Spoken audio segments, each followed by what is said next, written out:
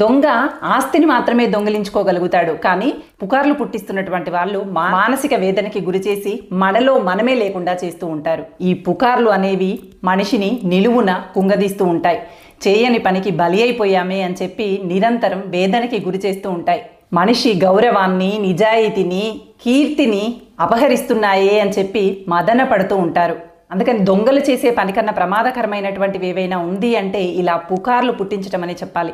ఇలా పుకార్ల ద్వారా నిలువున దోపిడీకి గురి చేస్తూ ఉంటారు. వాళ్ళపైన వాళ్ళకు ఉన్నటువంటి నమ్మకము, వాళ్ళ శక్తిని వాళ్ళు మరచిపోయి కుంగుబాటికి గురి అయ్యేలాగా ప్రవర్తిస్తూ ఉంటారు. ఇలాంటి పుకార్లకు కనుక మీరు గురి అయితే ఒక్క మాట గుర్తు పెట్టుకోండి, ఎప్పటికీ ఒకే రోజు ఉండదు.